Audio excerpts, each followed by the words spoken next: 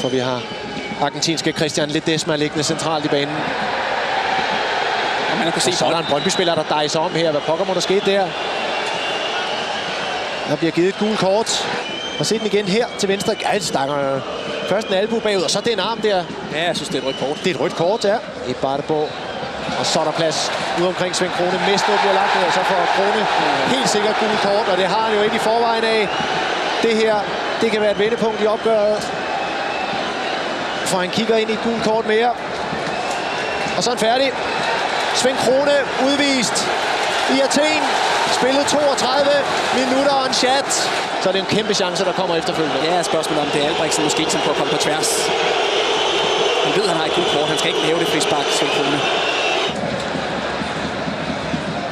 Pukki kan ikke komme ind på livet af Wakaso. Det er en god aflevering. Albrechtsen på halv distance. Det samme er Renaud, der kommer for sent tilbage. Markus Berg. Den bold ned bag Albrechtsen, der kommer her, er ikke god. Uopmærksomhed. Lige på kanten af offside. Ja, Pierre, som heller ikke rigtig holder linjen. Den anden heller er lang. En hyggelig lang. Ibarbo finder lige Julesgaard væk. Kommer ind mod en med Renaud, der lægger Ibarbo ned. Straffespark. Og hvad bliver så følgestraffen? Han griber i baglommen. Istvan Watt. Og viser Renaud ud. Oj. Går efter bolden. Og det ikke den her nye fortolkning. Ny fortolkning ind. Der skal ikke have rødt kort der. Den bliver interessant at se igen. Ibarbo kommer ind foran Julesgaard, finder ham helt væk her.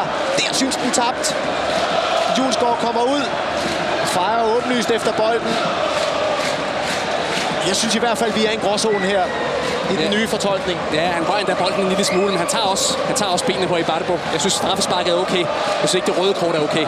Ind med Mads Toppel, og er det Pukki, der bliver taget ud? Hvad det er? Men lige ved at redde har i hvert fald valgt den rigtige side, men Ledesma sparker med tilstrækkelig fart. Hvor kan det slå revner nu for Brøndby IF? Han er ikke tæt på den. Hvor bliver det bare en lang anden halvleg nu. 9 mand. Den her varme skal løbe rigtig meget Brøndby. Det eneste mål nu, det er at holde sig i det her. Der er noget galt med det ur der, Mikkel. Ja, det går lidt for langt. Så kommer muligheden for Berg. Tommy bliver derinde. Berg! 3-0 til Panathinaikos. 9 minutter til rest. Og han bare skarp. Han er dygtig. Hurtigt han rykker på de første meter. Han har haft 3 chancer i dag, Berg. Han sparker 2 af dem ind. Og det er også noget med glasser at gøre. Helt over af sidenettet. Istvan Watt, der i den grad har spillet en hovedrolle i kampen her, kigger på sit ur, og han gør mere end det. Han fløjter kampen af.